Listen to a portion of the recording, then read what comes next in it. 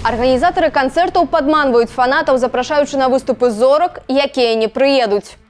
Гурт «Дразды» просіць за свае выступы 15 тысячаў рублёў, а Саладухай можна дамовіцца на 1000. З Беларусі з'язджаюць не толькі артысты, якія не падтрымалі Лукашэнку, але нават тыя, хто прысвячаў яму свае песні. Чаму беларусы не могуць самастойна зрабіць X-Factor і запрасілі дзеля гэтага украінцаў, з якіх кішэняў аплачваюцца выступы расійскіх музыкаў? Меня зовут Арина Малиновская, и у новым выданні программы «Шчыра кажучы» мы разберемся, у якім цяпер стане белорусский шоу-бизнес. Это так отстало все от времени. И такое посылать на Евровидение, извините, нельзя. На нем работает музыкальный редактор, который когда-то работал на украинском X-Factor, Николай Состин с командой. По бухгалтерии Басков нигде не проходил. Могу сказать только, что на уровне сплетен мне сказали, что Басков стоил $5000, оплачивал ему БРСМ.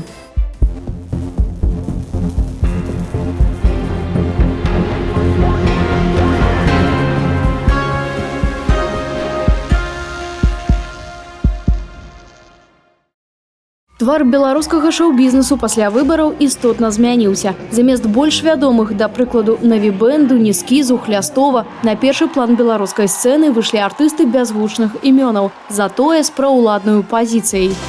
Беларусь вперед! Чемпионы! Время настает! Чемпионы! Многія з тых, хто цяпер мае дазвол на канцэрты, удзельнічае ў праўладных мерапрыемстваў, незнаёмыя шырокаму колу беларусаў. Вікторыя Алешка, Шыр, Ніна Жукоўская, ансамбль «Бяседа». Іншыя, якія выказваліся за Лукашэнку, атрымалі вядомасць, як, напрыклад, гурт «Галасы з места», які, нягледзячы на нефарматны для сучаснай эстрады стыль, збіраўся прадстаўляць Беларусь на Еўрабачанні. Я научу тебя плясать под дудочку.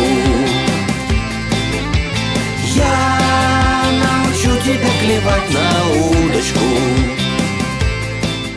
Вядомы музычны крытык Сергей Соседов ахарактарызаваў стан беларускага шоу-бізнесу наступным чынам. В целом белорусская эстрада в застое находится, безусловно. То вот кого послали на Евровидение, вот хотели послать. Но вы знаете, я послушал, это такой позавчерашний день. Мило, симпатично, вот эти там мужички, да? Но это так старомодно. Это так все было давно. Это так отстало все от времени. И такое посылать на Евровидение, извините, нельзя. Это предпоследнее место. Понимаете? Але, адзначае Соседов, зародкі новай музычнай культуры ў Беларусі ёсць. Есть новые исполнители, молодые. Вот мне вот запомнилось, вот Грибусова у вас, вот в темных очках все выступал. Какой-то парень, очень стильный. Забыл тоже, как его звать. Потом «Дядя Ваня» группа. Это потрясающая группа белорусская. Это то, чем можно гордиться. Это европейский уровень. Но в целом как-то вот не дается им, что ли, надлежащего какого-то места, что ли, в эфирах, может быть, музыкальных. Поэтому вот я сейчас сказал, что там нет какого-то развіцця. Цяпер Сергей Соседов адзін з настаўнікаў беларускага музычнага праекту X-Factor, які з нядаўняга моманту транслюецца на тэлеканале «Беларусь-1». Хаця яшчэ летам у гутарцы з намі Соседов запэўніваў, што ад удзелу ў беларускім X-Factor адмовіўся. Там есть организаторы, там есть какие-то сценарии, естественно, там есть сценарии. И не все мне будет здесь позволено. Понимаете, я просто хочу себя обезопасить от проблем, которые у меня могут быть в силу моего характера. X-Factor быў створаны брытанцамі ў 2004 годзе. Потым на умовах франшызы выходзіў у многіх краінах свету. Напрыклад, ва Ўкраіне было ажно 10 сезонаў. З 2019-го шоу перастала там транслявацца. Вядомы украінскі прадзюсер Ігор Кандрацюк, ён шмат гадоў быў журы гэтага конкурсу, тлумачыць, што праект, які толькі дайшоў да Беларусі, ужо састарэў, бо фармат не новы, а сённяшні глядач патрабуе арыгінальнага контенту. Паводле нашых інсайдераў, Белтэлерадыёкампанія наняла украінскіх спецыялістаў, якія робяць монтаж выпускаў і рэжысуру шоу. Знаю, что на нем работает музыкальный редактор, который когда-то работал на украинском X-Factor, Николай Состин с командой. Колькі беларусы выдатквалі на здыманне X-Factorу і ганарары журы, невядома. Але Ігор Кандрацюк распавядае, што ва Ўкраіне, калі здымалі першыя 2 сезоны, гэта быў самы дарагі тэлевізійны праект. Когда посчитали деньги первых 2 X-факторов, естественно, канал решил, что надо что-то делать. И дальше уже не было кастингов поездки по стране. Кастинги были только в Киеве. Не знаю, как в Беларуси это было решено, но первые 2 сезона были вау. Вау, и так, как было когда-то в Британии. В Британии тоже, кстати, перестали ездить по городам. То есть делается клич, что проводится новый сезон, арендуется какой-то большой дворец спорта, дворец культуры, и там снимается кастинг. Ну, думаю, один эпизод я оцениваю $1250 мог стоить. А какие были гонорары у... Вы хотите поговорить со мной про гонорары? Я вам никогда не скажу про гонорары. Во всех моих договорах, потому что написано, что это конфиденциальная информация, и это вам скажет все, с кем я сидел в жюри X-фактора украинского. Это не $1000 точно, правильно? Нет, $1000 это не может быть, и я вам скажу почему. Потому что артисты, например, да, которые сидели у нас в членах жюри, там Ёлка, Серега, Ира Дубцова, все Настя Каменских, там, Дорн Хлебнюк, Оля Полякова, Андрей Данилко, их работа на телевидении зависит от их гонораров концерта. А у них гонорары далеко за $1000. Ты приходишь и говоришь, я хочу... Найти гонорары или нет? Мог. Какую?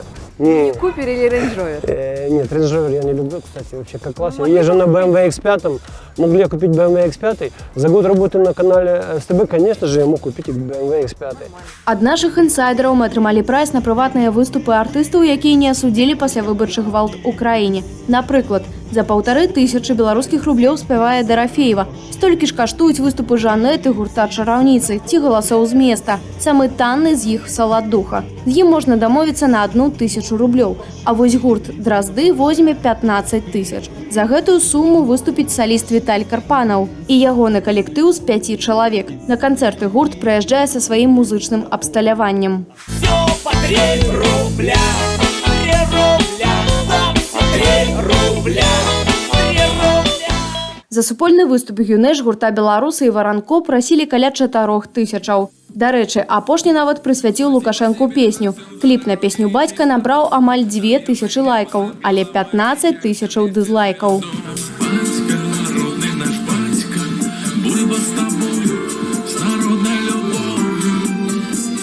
Я понимаю, у вас сейчас такое отношение, что типа попробовали встать на эту стезю, понимаете, что ничего хорошего нет? Я не хочу отвечать на это. Вот просто не хочу и все. Потому что это не относится к музыке. Просто не относится к музыке совершенно. У меня сейчас... мне просто некогда даже думать об этом. Потому что реально много планов и много уже сделано. Я человек, грубо говоря, хайпа. Вот, в любом случае. И я... прошел какой-то определенный путь. Ну, то есть я участвовал в разных проектах, в разных шоу. И да, был такой момент в моей жизни. Інфармацыя, з якой відаць ганарары беларускіх артыстаў, з праграмою «Шчыра кажучы» падзяліліся кіберпартызаны. Напрыклад, самы вялікі афіцыйны ганарар з 2004 па 2015 Алена Ланская атрымала ад прадзюсарскага цэнтру «Спамаж». Ён склаў каля $8000. Телеканал АНТ у 2015 заплатил Ланской больше за $2000, а Витебский центр культуры, организатор славянского базару, 1800. Меркавана столькі і каштаваў ейны выступ на фестывалі. Гэтая ж арганізацыя заплатила Саладуху ў 2012 каля $500, а 3 гады таму 400. Юлія Быкова, салістка гурта «Аура», якая нават спявала з Колем Лукашэнкам, у 2011 ад арганізатараў славянскага базару атрымала менш за $90. «Аура» – гэта творчы праект мужа і жонкі. Яўген Алейнік піша музыку, аранжыруе, прадзюсуе, а Юлія Быкова піша тэксты. Прарыў «Ауры» адбыўся ў 2018 годзе, калі выйшла песня Быкавай і Алейніка «Куточак Беларусі», якую спявала Алена Ланская. Апагеем у іхняй кар'еры стала песня «Любімую не аддаюць», што выйшла ў 2020 годзе.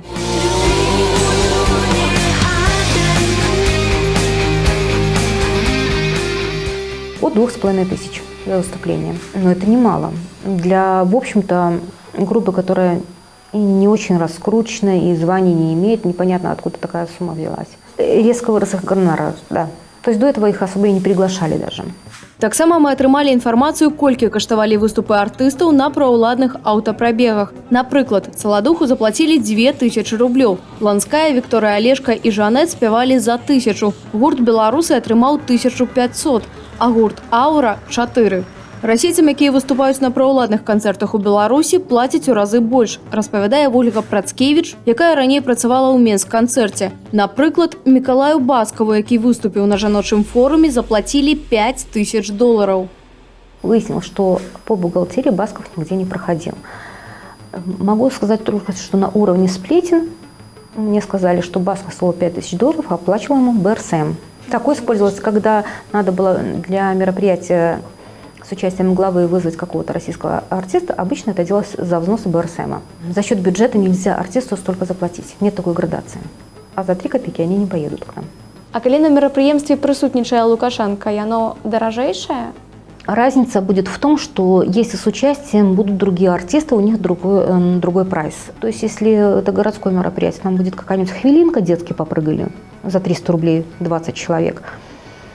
Ну, а тут уже Ланская прогибается за 3000. А калі на ім прысутнічае Лукашенко? И готовят всегда нам очень заранее, потому что идет согласование всех присутствующих в зале, подаются списки в службу безопасности. Даже технические работники на таком мероприятии должны быть благонадежными. Я была в Минск-концерте как раз уже в тот период, когда уже была подготовка к выборам.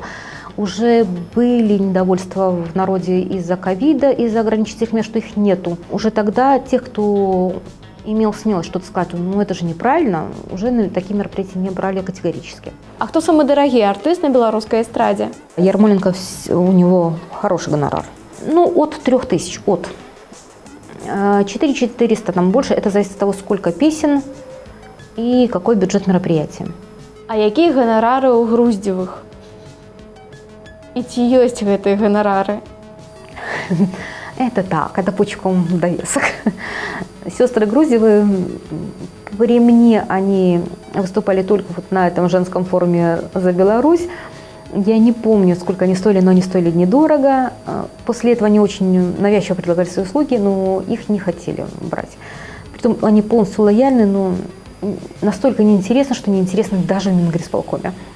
А як змяніліся гонорары беларускіх артыстаў? Яны павялічыліся? Денег выделялось все меньше и меньше, и гонорары падали. Они вроде бы и старались, и прогибались, а цены падают. Ну, примерно на 30% точно упали их расценки. Притом это не от нас зависело, нам просто урезали бюджеты, и мы им говорили, денег нет, и они соглашались на меньше уже. З так званым крызісам беларускі шоу-бізнес сутыкнуўся яшчэ да выбараў, калі праз каранавірус артыстам прыйшлося скасоўваць гастролі, а агенцтвам канцэрты. У такіх умовах, каб зарабіць, некаторыя ішлі на падман. Ананімна пра такія схемы з намі пагадзіўся паразмаўляць адзін з арганізатараў канцэртаў у Беларусі. Мы анансавалі канцэрт, дзе нібыта павінны былі прысутнічаць вядомыя замежныя выканаўцы. Але канцэрт не адбыўся? Не, ён адбыўся, толькі без гэтых выканаўцаў. Мы адразу ведалі, што яны не прыедуць, але гледачоў ж трэба было неяк завабліваць. Ужо калі па заканчэнні канцэрту людзі сталі пытацца, а дзе ж гэтыя спевакі, мы выйшлі на сцэну і сказалі, што праз каранавірус яны не змаглі прыехаць. І, дарэчы, ніхто моцна не абураўся і нават не патрабаваў вярнуць грошы за квіткі. Ад каранавіруснага крызісу ў шоу-бізнесе цярпяць і звычайныя беларусы. Бо пра шматлікія скасаванні канцэртаў яны працяглы час чакаюць вяртання грошай за квіткі. Под выглядам чалавека, які хоча трапіць на выступ зоркі, мы патэлефанавалі ў Prime Hall, буйную беларускую канцэртную пляцоўку. Там не сталі хаваць, што канцэрты пераносяцца, і лепей не спяшацца з набыццём квіткоў. Ой, затягивается по-разному, потому что по законодательству вообще, если перенос, то организатор, возврат только через организатора, он имеет право там чуть ли не год, а то и 3, по-моему, точно не знаю, но очень долго может. Это именно по законодательству возвращать. Сейчас, подождите, я посмотрю информацию по бумажкам. Может, что-то там нам писали. Нет, пока переноса не планируется. Но, если честно, лучше, наверное, вам подождать, не торопиться. Потому что, все ближайшие концерты все отменяются или переносятся. Гэта не артысты, гэта не вытворчыя людзі, гэта нават не баязліўцы, гэта здраднікі. Менавіта так казаў Лукашенко пра прадстаўнікоў шоу-бізнесу, якія яго не падтрымалі. Нашы інсайдеры сцвярджаюць, што чорныя спісы артыстаў пачалі фарміравацца яшчэ да выбараў. Напрыклад, пасля таго, як шоумен Дзеніс Дудзінскі апублікаваў у сацыяльных сетках здымак каля крамы беларускіх тавараў «Сымбаль-бай», Менсканцэрт атрымаў загад тэрмінова знайсці замест Дудзінскага іншага вядоўцу канцэрту. Цяпер шоумен жыве ва ўкраіне і кажа, што справы ў яго там пайшлі лепей. В Украине можно заработать все, что хочешь. Вот сколько тебе нужно за 20 лет.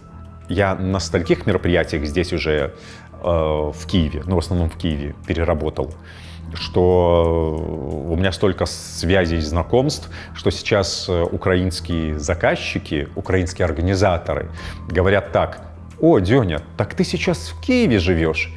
То есть это нам не надо платить тебе за перелет, проживание?» Многие уехали, Аня Шаркунова уехала, музыканты, Настя Шпаковская, это группа «Нака».